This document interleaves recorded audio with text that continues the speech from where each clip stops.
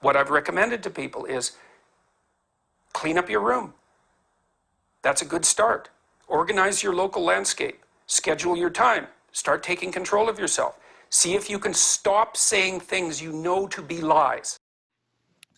이제는 너무나도 유명한 조던 피터슨의 말입니다. 그는 이 혼란한 사회에 갈 길을 잃은 사람들에게 공간과 시간을 정리해야 할 필요성을 강조했습니다. 사실 피터슨 이전에도 아시아의 피터 드러커라고 불리는 유명한 경영학자 오마이게니치는 이런 정리의 힘을 강조하면서 삶을 변화시키기 위해 정리할 자원 3가지를 꼽았습니다. 첫 번째는 시간 배분을 바꾸는 겁니다. 내가 유튜브 영상을 잘 만들고 싶다면 편집하는 시간을 늘려야 합니다. 그리고 그와 관련된 공부에 투자하는 시간도 당연히 늘려야 합니다.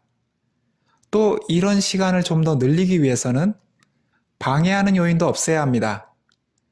그러기 위해서 기준을 정하고 시간 사용을 분류하는 것이 좋습니다. 두 번째는 만나는 사람을 바꾸는 겁니다. 금묵자흑이라는 말이 있습니다.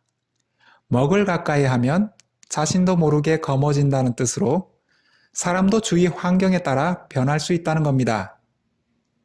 우리가 밝은 사람을 만날 때 우리도 밝아지고 어두운 사람을 만날 때는 우리도 어두워지는 걸 느낄 수 있습니다. 저는 달리기를 잘하고 싶었습니다. 그래서 달리기 동호회에 가입을 했습니다.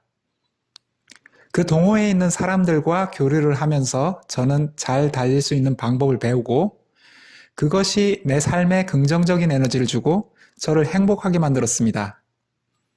이렇듯 우리는 우리 삶에 누가 도움이 되는가를 생각해서 우리 인맥을 정리해야 합니다. 세 번째는 사는 장소를 바꾸는 겁니다. 새 집으로 이사를 가라는 말이 아닙니다. 방 안에 있는 물건부터 정리해보자는 겁니다. 우리는 우리 방을 정리하고 난 뒤 보람과 행복을 수없이 경험했습니다. 공간을 정리한다는 것은 단순히 물건을 치우는 것이 아니고 우리 인생의 짐을 치우고 새롭게 출발할 수 있는 시작점을 만드는 겁니다. 이처럼 어제보다 나은 오늘을 만드는 변화의 씨앗은 바로 시간, 인맥, 공간부터 정리하는 일입니다. 이런 점을 다루고 있는 책이 하루 15분 정리의 힘입니다. 이 책은 크게 1부와 2부로 나누어져 있는데 1부에서는 왜 정리가 어려운지 그리고 왜 정리를 해야 하는지에 대한 이야기를 하고 있으며 2부에서는 공간, 시간, 인맥을 어떻게 정리할지 말하고 있습니다. 이 책은 아주 디테일합니다. 그래서 누구나가 이 책을 읽고 그대로 실천만 한다면 성공할 확률이 높다고 봅니다. 다만 너무 디테일해서 일반인들이 그대로 실천하기는 좀 어렵지 않나 느끼는 점도 없지 않습니다. 또한 정리 실천 방법을 얘기하면서 사용한 용어들의 예를 바꾸어서 설명한 부분도 보입니다.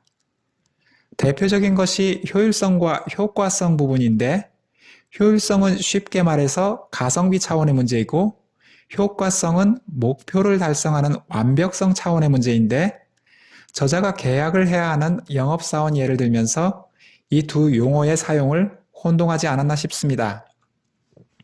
하지만 그럼에도 불구하고 왜 정리를 해야 하는지에 대한 이유와 정리를 하려면 무엇부터 시작해야 하는지에 대한 방법을 알고 싶은 분들에게는 추천을 드릴 수 있는 책입니다.